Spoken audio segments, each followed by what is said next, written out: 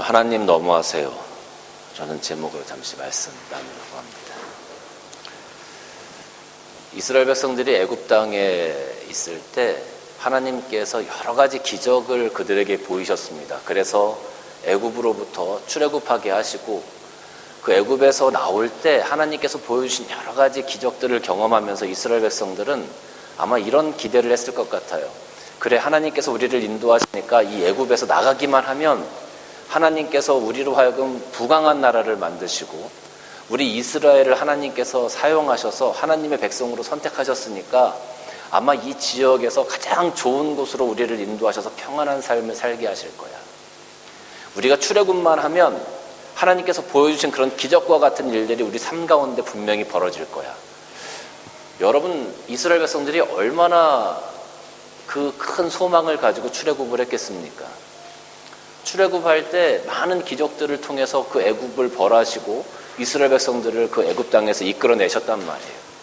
이스라엘 백성들이 얼마나 큰 기대와 소망을 가지고 출애굽을 했겠습니까? 나와서 막 가다 보니까 홍해도 막 갈라지는 거예요. 이야, 세상에 이런 일이, 그러면서 이스라엘 백성들 하나님 찬양하면서 그 홍해를 지나갔겠죠. 그 홍해를 막 지나가서 이제 가나안 땅이 눈앞에 있습니다. 그래서 정탐꾼들을 그 가나안 땅에 들여보냈죠. 그 정탐꾼들을 들여보냈더니 정탐꾼들이 가나안 땅을 보고 와서 야, 여기 정말 좋아. 그런데 문제가 있어. 여기 사는 사람들 안악자손들이고 우리가 상대할 수가 없을 것 같아. 전쟁하면 우리는 다 죽을 것 같아. 우리는 그들 앞에서 메뚜기 같은 존재들밖에 안 되는 거야. 우리 전쟁에서 이길 수가 없어. 하나님께서 지금까지 인도하셨죠. 하나님께서 구름기둥과 불기둥으로 그들을 인도하시고 그들의 모든 것들을 지켜주셨고 기적을 행해주셨고 가나안 땅 문 앞에 와서 가나안 땅 들어가기만 하면 되는데 가나안 땅의 상황을 보니까 그들과 전쟁에서 이길 것 같은 생각이 안 드는 거예요. 하나님에 대한 믿음이 순간적으로 그 큰 걱정과 염려 앞에서 앞으로 감당해야 될 전쟁 앞에서 하나님에 대한 믿음이 순간적으로 사라져버린 거죠. 지금까지 하나님 막 찬양하면서 왔는데 그 앞에서 완전히 그냥 그 믿음이 흔들려버린 거예요. 근데 이스라엘 백성들이 여호수아가 그래도 우리는 하나님의 말씀대로 들어가서 그들과 전쟁해야 된다고 할 때 돌을 들어서 그들을 치려고까지 했다라고 성경 기록하고 있거든요. 이스라엘 백성들이 하나님에 대해서 절대적으로 불순종했던 그 모습이 거기 나와요. 그런데 하나님께서 그 불순종한 이스라엘 민족의 모습을 바라보시고 내신 결론이 뭐냐? 40년 동안 광야에서 뺑뺑이를 돌리신 거예요. 그리고 하나님 앞에 불순종했던 그 사람들, 그 백성들, 그 세대가 다 죽고 그 자녀 세대만 가나안 땅에 들어가게 하신 거예요. 가만히 생각해 보면 성경이 그렇게 기록이 되어져 있으니까 우리는 당연히 그런가 보다 이렇게 생각을 하는 거죠. 그런데 우리 인간적으로 한번 생각을 해보십시다. 우리 인간 입장에서, 내 입장에서 하나님 말씀에 불순종했어. 그래, 내가 잘못했어. 그 우리 인정해요. 그런데 40년을 그 광야에서 생활하게 하신다고요. 그리고 나를 가나안 땅에 들어가게 해주겠다고 약속해서 출애굽을 하게 하셨는데 그 가나안 땅에 못 들어가게 하신다고요. 이제 하나님 말씀 한 번 거역했다고? 인간적으로 좀 너무하신 거 아닙니까? 만약에 지금 상황에 하나님이 그렇게 하신다면 우리는 여기 서 있을 사람이 아마 한 사람도 없을 거예요. 우리 순간순간 하나님 말씀 안 듣고 불순종하고 내 마음대로 살아가려고 세상 가운데서 얼마나 그렇게 합니까? 이스라엘 백성들이 하나님 앞에 보여드렸던 이런 불순종의 모습이 우리 삶 가운데 얼마나 많이 있습니까? 우리는 40년 광야에서 그 뺑뺑이를 도는 것이 아니라 어떻게 보면 400년, 아니 4000년을 뺑뺑이 돌아야 될 그런 사람들이에요. 딱 한 번 하나님 앞에서 이거 우리가 가나안 땅 들어갈 수 있을까? 그럼 불신앙을 보였다고 40년을 광야에서 뺑뺑이를 돌리신 거예요. 그리고 아무도 가나안 땅에 들어가지 못하게 하셨어요. 이거 인간적으로 너무하신 거 아닙니까? 우리들이 연약하고 우리들이 부족한 거 다 아시는데 굳이 그렇게까지, 인간적인 입장에서는 야, 이거 하나님 좀 너무하신 거 아닌가? 그런 생각이 당연히 들 수밖에 없을 것 같아요. 가나안 땅에 들어갔어요. 그 다음 세대. 가나안 땅에 들어가서 전쟁을 합니다. 그리고 가나안 땅을 하나하나 정복해 나갑니다. 그리고 이스라엘 백성들이 땅을 나누어서 그 가나안 땅에 정착하기 시작합니다. 그런데 이 성경을 쭉 보다 보면은요, 성경을 쭉 보다 보면 그 열왕기상이나 뭐 사무엘하나 뭐 이렇게 쭉 보다 보면 성경에 산지라는 단어가 많이 나와요. 산지. 우리 찬양에도 그런 노래죠. 이 산지를 내게 주소서. 한 번씩 들어보셨죠? 이 평야를 내게 주소서가 아니라 이 산지를 내게 주소서. 성경에 보면 산지라는 단어가 참 많이 나와요. 이게 뭐냐 하면 이스라엘 백성들이 땅을 점령해 나가잖아요. 땅을 점령해 나갔는데 이스라엘 백성들이 땅을 점령해 나간 곳이 어디였냐면 대부분 산지 지역이었어요. 해안가에 있는 해안 평야나 좀 더 살기 좋은 곳은 이스라엘 백성들이 점령해 나가지 못했다는 거예요. 그 해안 평야나 해안 도시들 가운데 약 4분의 1 정도는 이스라엘이 점령을 했어요. 그런데 대부분의 이스라엘은 어디 살았냐? 산지 쪽에 살았다는 거예요. 여러분, 이렇게 얘기하니까 조금 잘 이해가 안 되시죠? 우리 대한민국의 지도를 보면 이 대한민국 동쪽에 태백산맥이 있어요. 그죠? 그 태백산맥을 넘어가면 뭐 동해나 뭐 강릉이나 속초 이런 그 해안 도시들이 나와요. 그러면 이 해안 도시들이 살기 좋겠습니까? 아니면 그 태백산맥 속에서 사는 게 살기 좋겠습니까? 당연히 해안 도시가 낫겠죠.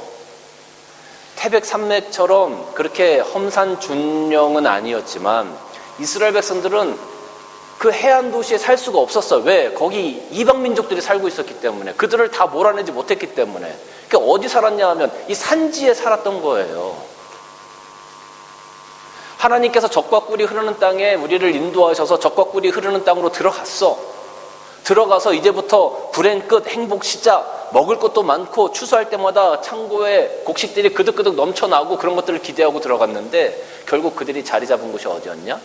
산지 지역이었다. 우리가 잘 아는 세겜이나 헤브론, 뭐 브엘세바 이런 것들이 다 그 산지 산맥 가운데 있는 도시들이에요. 그러니까 이스라엘 백성들의 삶이 어떻게 보면 그렇게 풍족하지 못할 수도 있었겠죠. 그러니까 여전히 계속 양을 치고 목축을 할 수밖에 없는 그런 상황이었다라는 거죠. 하나님께서 인도하셔서 가나안 땅에 들어왔는데 사는 게 생각보다 녹록지가 않아요.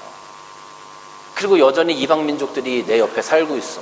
그들이 틈만 나면 우리를 공격해와. 틈만 나면 공격해와. 어떤 성경학자는 이스라엘의 역사를 쭉 이렇게 연구하면서 약 40년, 30년마다 한 번씩 이스라엘이 전쟁을 겪었다 이렇게 이야기를 하더라고요. 그러니까 좀 살만하면 전쟁이 일어나고 다 복구해서 또 살만하면 또 전쟁이 일어나고 그랬던 거예요. 그 가나안 땅에 있었던 그 이방 민족들의 입장에서 보면 우리 땅인데 이스라엘 사람들이 들어와서 산지를 다 점령하고 있는 거예요. 그 가나안 땅 사람들 입장에서 어떻게 해야 되겠어요? 틈만 나면 가서 때려가지고 그걸 뺏어 와야 될 거 아닙니까?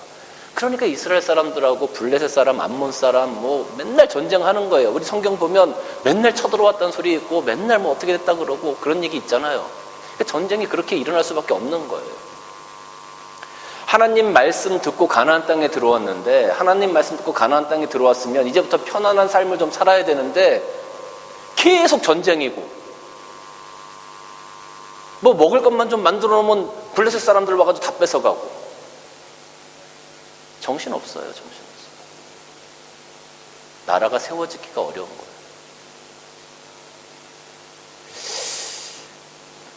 야, 이거 내가 하나님 말씀에 불순종했더니 40년 동안 광야에서 뺑뺑이를 돌리시고 그 세대는 이 땅에 들어오지도 못하게 하시고 또 말씀 잘 듣고 들어와서 살아볼까 했더니 맨날 전쟁이고 사는 땅은 척박하고 살아가는 건 여전히 퍽퍽하고 녹록지 않고, 야, 이거 하나님 말씀을 들어도 그렇고 안 들어도 그렇고 참 이거 하나님 너무하신 거 아닙니까 우리한테? 하나님 말씀 이렇게 순종하고 여기까지 왔는데 우리한테 너무하신 거 아닙니까? 우리 인간적으로 보면 그런 생각 당연히 들 수 있는 건 아닙니까? 근데 여러분, 제가 질문을 하나 할게요. 지금까지 제가 설교 서론에서 하나님 너무하신 거 아닙니까? 이렇게 얘기를 했잖아요. 그런데 인간적인 입장에서 왜 하나님이 너무하시다라고는 생각이 들까요? 왜 하나님이 나한테 너무하십니다라는 생각을 하게 될까요, 우리가? 왜 이스라엘 백성들이 하나님 우리한테 너무하신 것 아닙니까? 이렇게 생각을 하게 될까요? 딱 하나예요. 하나님이 나한테 편안한 삶을 주시지 않았기 때문에.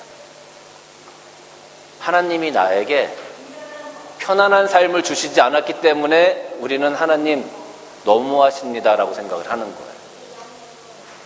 이 편안한 삶이 뭐냐 하면, 우리 사람들이 생각할 때, 우리 입장에서 생각할 때 내 삶이 편안하고 내가 누릴 게 많으면 복받았다고 생각해요. 그런데 내가 편안하지 않고 내가 누릴 게 많지 않으면 내가 복을 안 받았다고 생각해요. 그러니까 하나님 너무하신다라는 생각하는 거예요. 우리들의 생각이 내가 편안한 삶을 살고 내가 형통한 삶을 살고 내가 많은 것들을 누리고 사는 삶을 살아야 그것이 나에게 복이다, 하나님이 나를 잘 대해주시는 거다라고 생각하는 그런 고정관념이 우리한테 딱 있단 말이에요. 이스라엘 백성들이 가나안 땅에 들어갔어요. 하나님께서 인도하셔서 들어갔잖아요. 그래서 그 산지에 살게 됐어요. 이방 민족들은 여전히 옆에 있어요. 그럼 이 상황은 하나님께서 이스라엘 백성들을 징계하시는 걸까요? 아니, 말 듣고 여기까지 잘 왔는데 왜 하나님이 그들을 고단하게 하실까요? 고린도서 1장 8절 9절 말씀 보면, 형제들아, 우리가 아시아에서 당한 환난을 너희가 모르기를 원치 아니하노니 힘에 겹도록 심한 고난을 당하고 살 소망까지 끊어졌대요. 내가 더 이상 살 수 없다라는 모든 것들을 다 포기하는 거죠. 우리는 우리 자신이 사형 선고를 받은 줄 알았다. 사형 선고 받은 줄 알았다. 이제 끝이에요. 소망도 없고 희망도 없는 거예요. 이는 우리로 자기를 의지하지 말고 오직 죽은 자를 다시 살리시는 누구만 의지하게 한다? 하나님만 의지하게 하십니다. 여러분, 이스라엘 백성들이 그 산지, 가나안 땅에 들어가 산지에 살잖아요. 그 평지에 있는 그 이방 민족들이 맨날 못 살게 굴어요. 그 이유가, 그 고난의 이유가 뭐냐 하면 하나님만 의지하게 하기 위한 하나님의 방법이었다라는 거예요. 그러니까 우리는 아니 하나님이 나를 평안하게 하시고 나를 형통하게 하시면 내가 하나님 더 잘 믿지, 내가 안 믿을까 봐요? 나 한번 부자로 만들어줘 보세요. 나 한번 내 삶을 형통하게 한번 만들어줘 보세요. 내가 안 할 건지. 하나님 한번 해보세요. 우리 그렇게 생각하잖아요.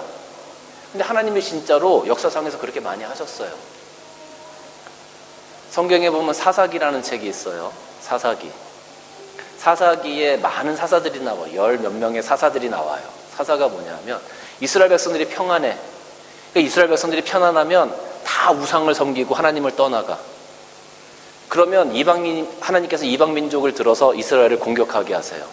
그러면 이방 민족에게 압제를 당하면서 하나님 우리 못 살겠어요, 구원해 주세요. 그러면 하나님 사사를 세우셔가지고 전쟁을 통해서 다시 이방 민족 다 몰아내요. 그리고 한 20-30년 동안 이 사사가 잘 다스려요, 하나님 앞에서. 사사가 죽고 나면 또 한 20-30년 안에 사람들이 다 부패해서 다 죄짓고 또 이방 민족들 섬기고 이방 신 섬기고 또 그래요.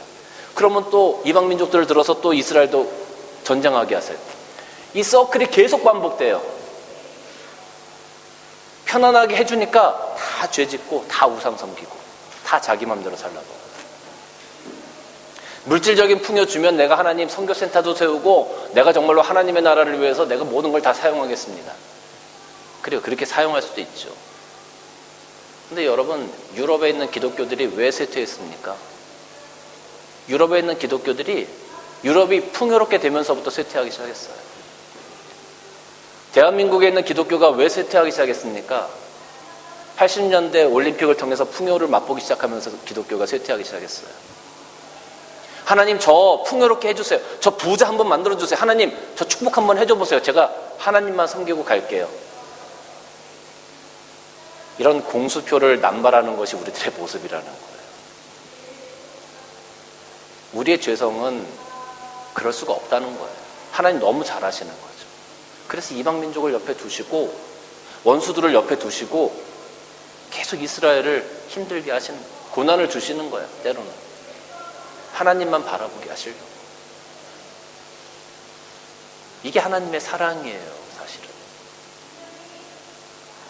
여러분 옆에 왜 여러분의 남편을 두시고 왜 여러분의 아내를 두셨겠어요? 여러분 따라해 보십시다. 하나님 감사합니다. 아무도 안 따라. 하나님 감사합니다. 저희 사람 만들려고 이 왼수를 옆에 두셨군요. 여러분, 우리에게 하나님께서 때로는 고난을 허락하세요.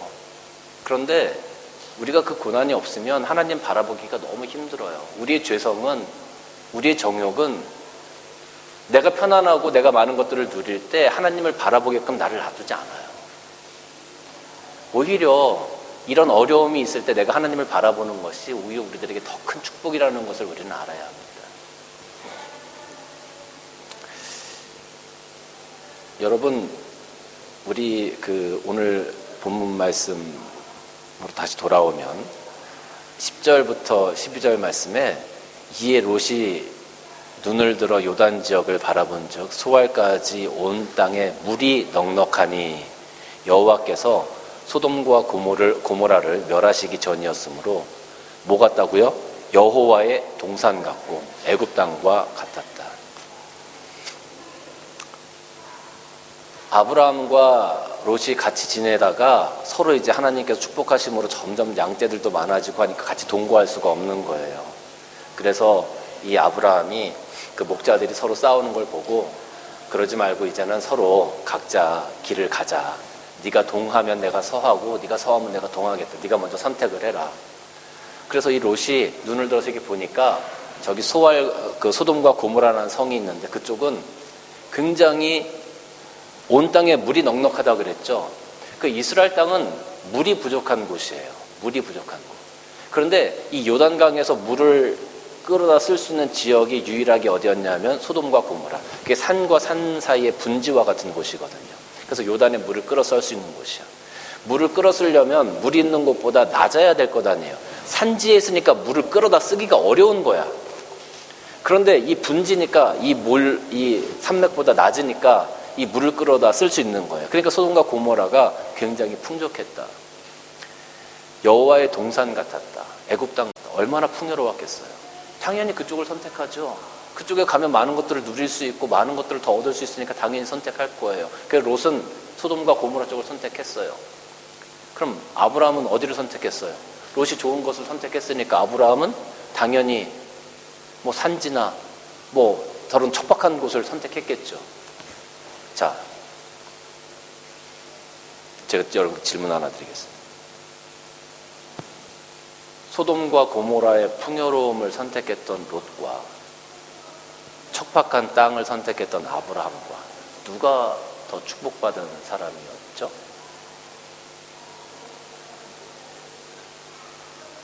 누가 축복받은 사람이에요?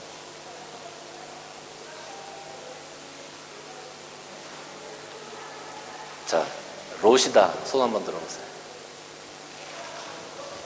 누구요? 아브라함이다. 손 한번 들어보세요.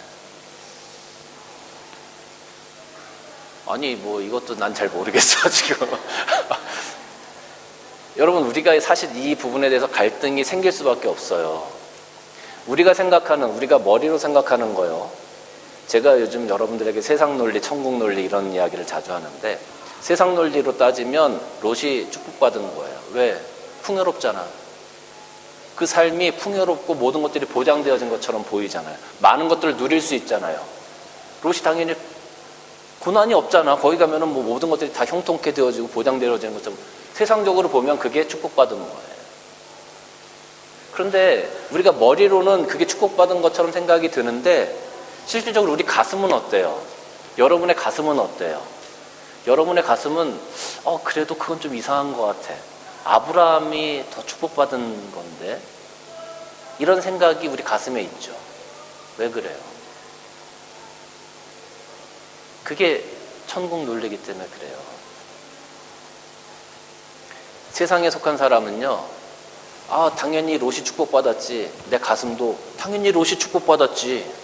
세상에 속한 사람은 그래요. 그런데 천국에 속한 사람은 머리로는 그런가 싶은데 내 가슴이 움직여지질 않아. 내 가슴은 어디 속해 있기 때문에, 내 영은 어디 속해 있기 때문에, 천국에 속해 있기 때문에. 그러니까 여러분들이 그런 갈등을 한다는 것 자체가 이미 여러분들은 세상에 속해 있지 않고 천국에 속해 있다는 증거예요. 그것이 바로. 왜 아브라함이 축복받은 거냐? 아브라함은요, 오늘 말씀을 보니까 하나님께서 동행해 주시겠다고 약속하셨어요.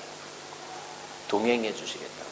네가 어디를 가든지 내가 그걸 다 너한테 줄 거고, 네가 보이는 땅 내가 너와 내 자손에게 주리니 영원히 이르겠다. 하나님께서 그 모든 것들을 보장해 주셨어요. 하나님께서 아브라함과 동행하시겠다는 표현이에요. 하나님과 함께 하는 것, 하나님과 동행하는 것. 삶이 힘들고 어렵고 고난 가운데 있다 할지라도 매일매일 이방 민족들이 이스라엘 백성들을 공격해오고 매일매일 이스라엘 백성들이 가진 것들을 다 수탈해가고 뺏어간다 하더라도 하나님과 동행하는 것. 양떼들이 먹을 것이 없어서 물이 없어서 매일매일 떠돌아다녀야 되는 삶을 살고 그것을 찾아야만 하는 그런 삶의 중압감에 눌린다 할지라도 하나님과 동행한다면 그것이 복된 거다. 그것이 축복이다. 그렇게 하루하루 순간순간 그런 어려움의 고난들을, 고비들을 넘어가는 거예요. 하나님과 동행함으로. 그렇게 동행함으로 넘어가야 되는 그것이 축복이다. 그런 삶을 살아가는 사람들은요, 하나님 너무 하세요라는 말을 하지 않아요. 하나님과 동행함으로 오늘 하루를 살아가는 사람들은 하나님 너무 하세요라는 말을 할 수가 없어요. 시편 1편 말씀을 보면 복 있는 사람은 악인들의 꾀를 따르지 아니하며 죄인들의 길에 서지 아니하며 오만한 자들의 자리에 앉지 아니하고 오직 여호와의 율법을 즐거워하며 그의 율법을 주야로 묵상하는도다. 하나님의 말씀 가운데 하나님과 동행하기 위해서 몸부림치는 사람들, 그 사람들이 어떤 사람들이라고요? 복 있는 사람이다. 복 있는 사람이다.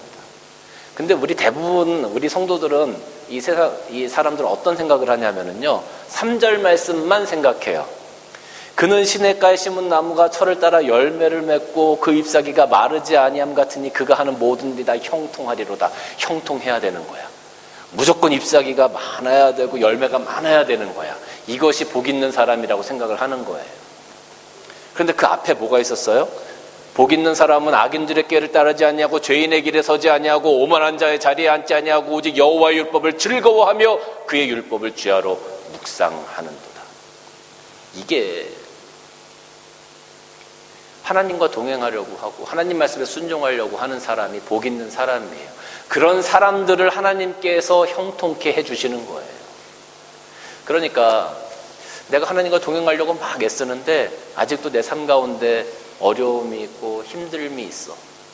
그러면 우리는 어떻게 보면 1절과 2절 사이에 아직 우리의 삶이 있는 거예요. 조금만 더 버티고 조금만 더 하나님의 손을 붙잡으면, 그리고 이 고비가 넘어가면 그러면 어떻게 돼? 그는 시냇가에 심은 나무가 철을 따라 열매를 맺으며 그 잎사귀가 마르지 아니함 같으니 그가 하는 모든 일이 형통하리로다. 할렐루야. 우리 곁에 고난을 두신 것은 아직 우리가 훈련이 덜 됐기 때문에 그래요. 그 훈련이 끝나고 나면 하나님께서 이제 완전히 그래 너는 이제 많은 것들을 누려도 괜찮을 것 같아. 그러면 그때 하나님께서 우리의 삶을 평안케 하시고 형통케 하시고 많은 것을 허락하실 거예요. 근데 아직까지 우리는 하나님이 만약에 우리의 삶을 형통케 하시면 우리는 언제든지 하나님으로부터 등 돌릴 수 있는 사람들이기 때문에 아직은 아닌 거예요. 조금만 더 견뎌보세요. 조금만 더 하나님 앞에 훈련 받으세요. 조금만 더 하나님과 동행하세요. 그리고 그 고비를 넘어가면 하나님께서 여러분의 삶을 형통케 하실 겁니다. 요한 3서 1장 2절 말씀 보면 사랑하는 자여 내 영혼이 잘된 같이 내가 범사에 잘되고 강건하기를 내가 간구하노라. 내 영혼이 잘된 같이 내 영혼이 잘된 같이 여러분들의 영이 먼저 하나님과 동행하고 하나님의 은혜로 가득 채워지시기를 주님의 이름으로 간절히 축원합니다. 기도하시겠습니다.